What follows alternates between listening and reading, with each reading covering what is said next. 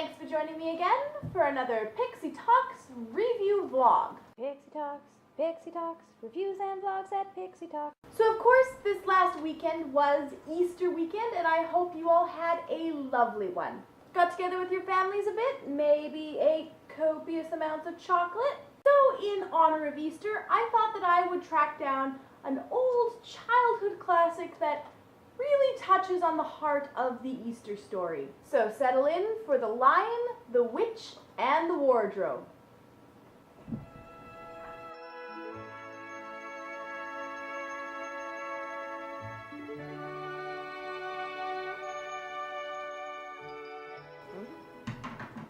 So I had it in my head that since I had already talked a little bit about the BBC version of this story in my mini-series video, and since my channel heavily focuses on cartoons and animation, I should dig up the old 1979 cartoon version.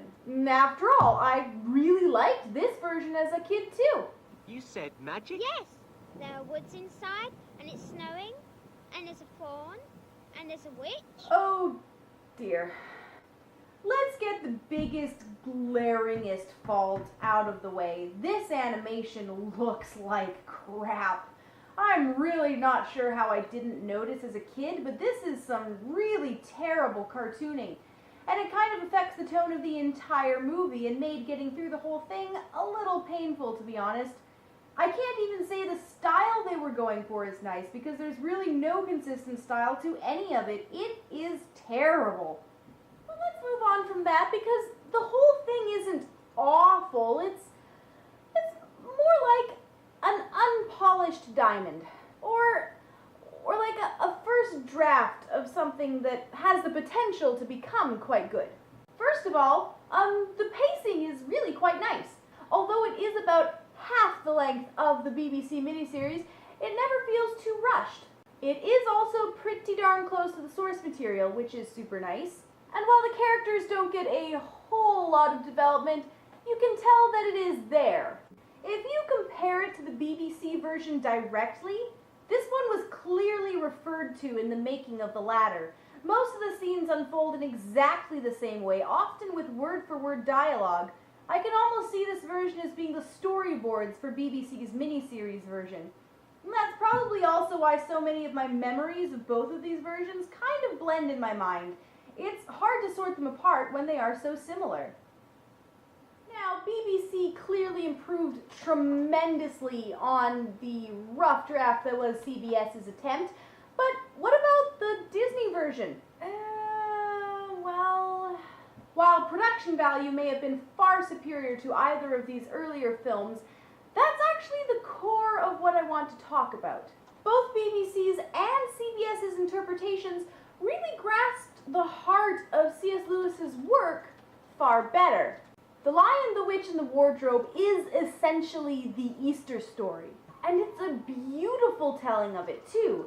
It brings the story closer to home by making the recipient of the sacrifice a single character, Edmund, instead of an abstract concept, the entirety of humanity. But many people fault both of these versions, and indeed the original book, for being anticlimactic. Aslan's triumphant appearance at the end kind of wraps up the battle.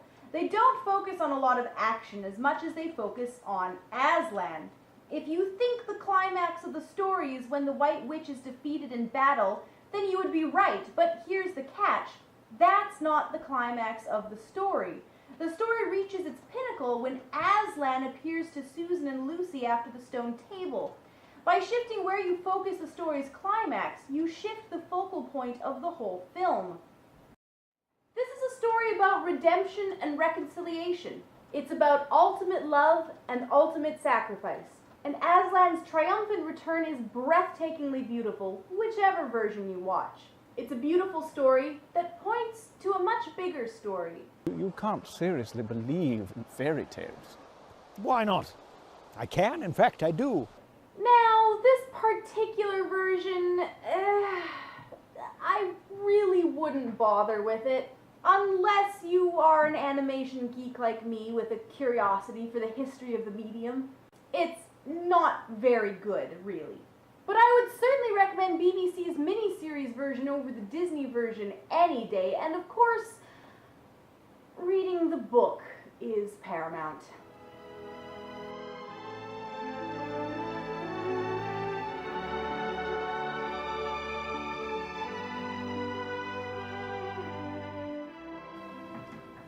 And that's it for my little video on The Lion, the Witch, and the Wardrobe for Easter.